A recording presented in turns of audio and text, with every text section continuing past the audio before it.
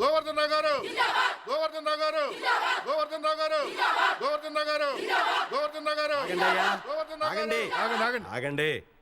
ఏమిటిదంతా? సార్ మా మార్కెట్ గురించి. సార్ మీరే మా కోసం ఎలాగైనా. మీకెన్నిసార్లు చెప్పాను మీ స్థలం గొడవల్లోకి నన్ను లాగొద్దు, నేనేం చేయలేను. మీరే అలాగంటే ఎలాగయ్యా? ఏ నాకేమన్నా 2 కొమ్ములు ఉన్నాయా?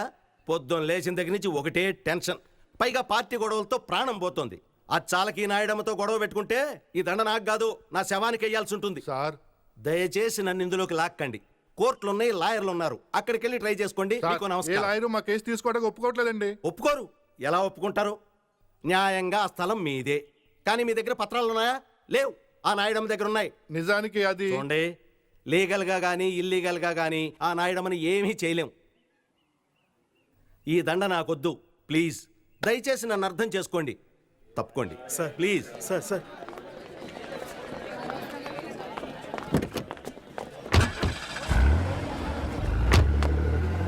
ఇంతకీ నాయుడు అంటే ఎవరయ్యా? కొత్తగా వచ్చారుగా, పోన్ తెలుసుకుంటారులే. వీళ్ళెవరి నమ్మకం లాభం లేదు. రేపు సీఎం కలుద్దాం. అదే కరెక్టరా? ఈ విషయం నాయడంకి తెలిస్తే ఏమవుతుందిరా?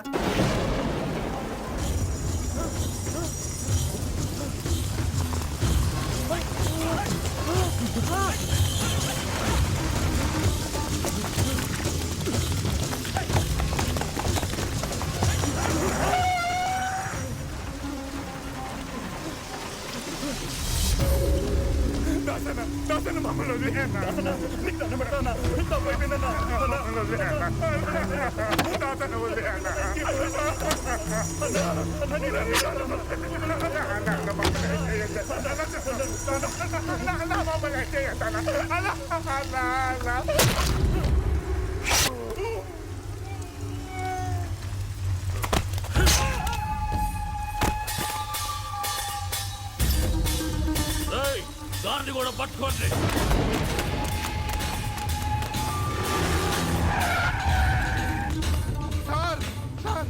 ఎవరైనా నువ్వు స్టేషన్కి వచ్చి భయపడుతున్నావు ఏంటి? ఏమైంది? నాయుడు మనుషులు సార్ నన్ను చంపడానికి వస్తున్నారు సార్.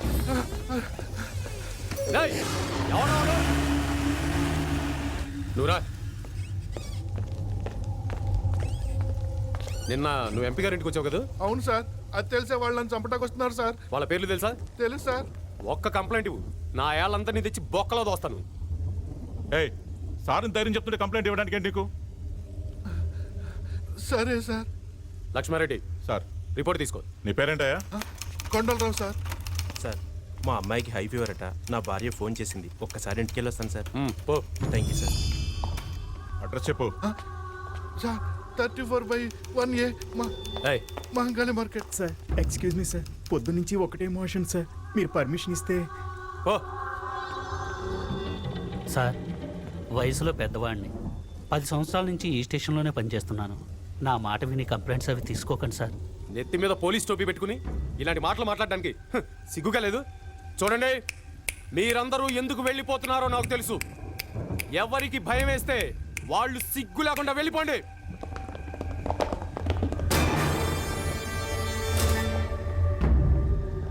సార్ పిరికి వెదవులు సార్. నువ్వు చెప్పు.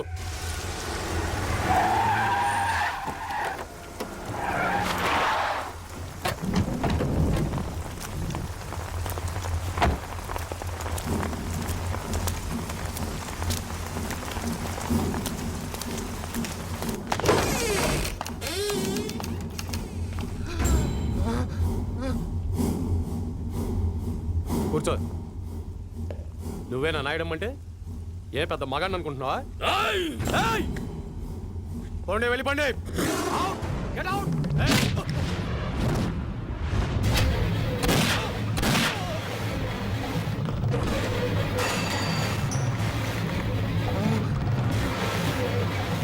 వీడిని నమ్మొచ్చావా? పారిపో, పారిపో.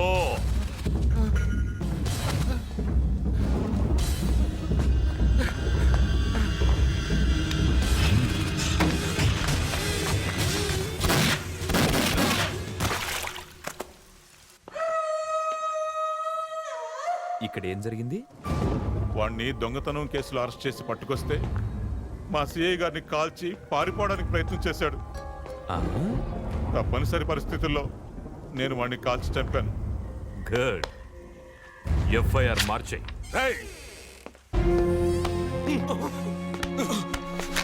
పోలీస్ స్టేషన్కి వచ్చి ఇంత ధైర్యంగా ఒక ఇన్స్పెక్టర్ని షూట్ చేస్తావా? ఎవరిని చూసుకున్నారా నీకు ఈ ధైర్యం? నిన్ను చూసుకొని.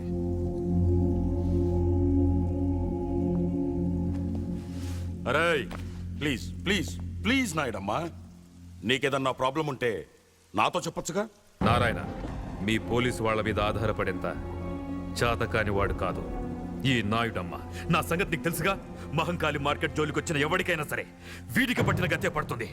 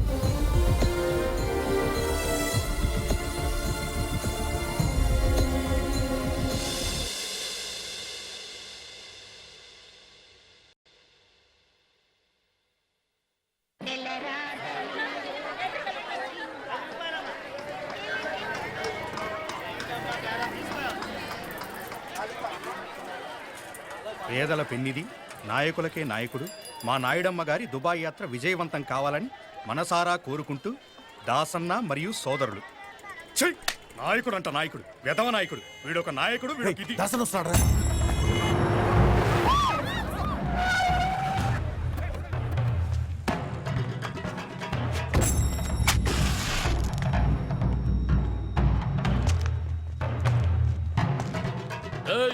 ఏమ్రా, ఈ మార్కెట్ లో అందరికి మీసాలు పైకి లేస్తున్నాయంట.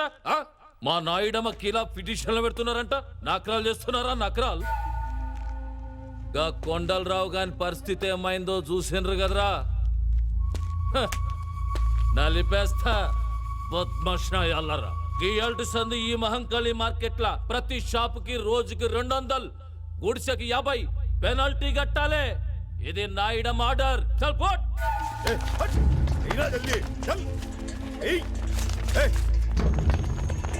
మనిషి జీవితంలో ఒక్కసారే చస్తాడు. ఏంద్రా చూస్తున్నావు? పైసలై డబ్బులు లేవన్నా లేవా? కానీ భయపడేవాడు ప్రతిరోజు చస్తాడు. ఇలాంటి పిరికి వెధవల్ని కాపాడడానికి ఆ దేవుడు కూడా రాడు.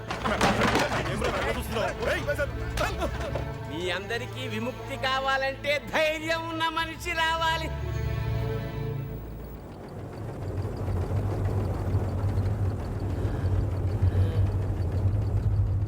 ఒక మనిషి వచ్చాడు రోయ్.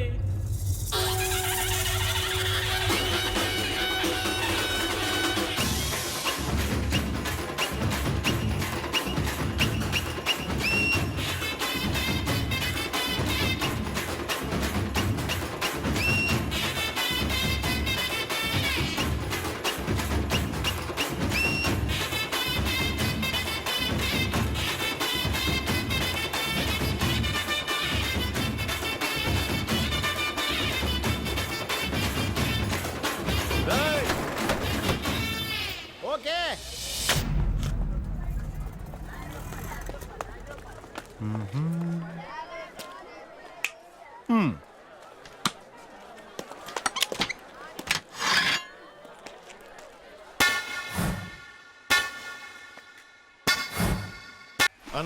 ఈ రోజు మస్తు పైసలు కలెక్షన్ అయినా ఆయిల్ షాప్ దాసన అక్కడ ఎవడో వచ్చి కొత్తగా కుట్టు పెట్టాడన్నా.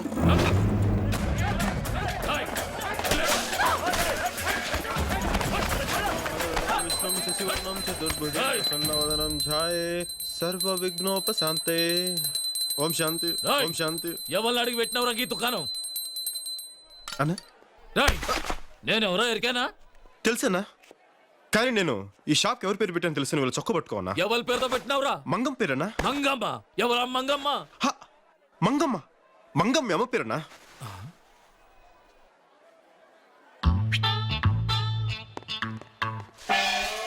దాసరా నా సాగుకు రాలేదేంద్రా సచ్చినోడా? అట్లా చూస్తున్నావేందిరా? అమ్మా అమ్మా రే మా అమ్మ నీకెట్లా తెలుసురా? అన్నా అమ్మ గురించే కదన్నా, నాకు నీ గురించి కూడా తెలుసా. నువ్వు 12 సంవత్సరాల వయసు అప్పుడు విజయవాడ నుండి పారిపోయి హైదరాబాద్ వచ్చావు. ఇక్కడ దోమలు కూడా విజయ్ దగ్గర 4 సంవత్సరాల నుండి దోపిడీ కేసులు ఇరుకొని బాంబే పారిపోయావు. అక్కడ బోర్వల్లి కాసింపహిలో వాళ్ళ దగ్గర 10 సంవత్సరాలు స్మగ్లింగ్ వ్యాపారం చేశావు. అంతర్గత ముఠాకక్ష నుండి బయటపడడానికి హైదరాబాద్ వచ్చావు. గత 4 సంవత్సరాలుగా నాయుడమ్మ దగ్గర ఉన్నావు. అంతే కదన్నా? నిన్ను ఆదర్శంగా తీసుకుని నేను కూడా ఎంత వాడిని కావాలని చెప్పి నేను కూడా ఊరి నుండి పారిపోయి వచ్చేసాను. మాది కూడా విజయవాడ అన్న. ఆ లబ్బిపేట దగ్గర మన ఇల్లు ఉంది కదన్నా, దాన్ని ఎదురుగానన్నా మన ఇల్లు. అమ్మ కూడా నాకు చాలా బాగా తెలుసానా. ఒకరోజు అమ్మ నేను మన ఇంటి ముందు నుంచి వెళ్తుంటే వారు ఎదవైలా రా అంటే అమ్మా అన్నాను. 2000 రూపాయలు చేతిలో పెట్టి నాకు ఇలా కనిపించుకు పని లేకుండా నువ్వు ఊరెళ్ళి నువ్వు నా కొడుకు అంత గొప్పడు కా అంటే ఇలా వచ్చేసానన్నా. అలాంటి అమ్మ ఈరోజు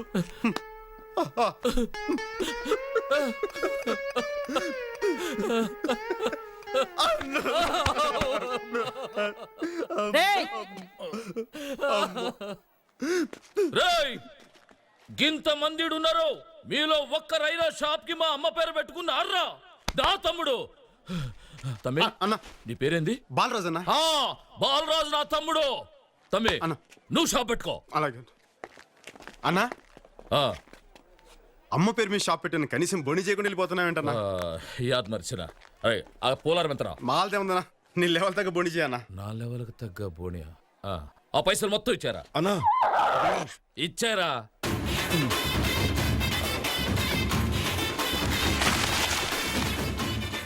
అన్నా ఇంత అన్నా పండగ చేసుకోండి.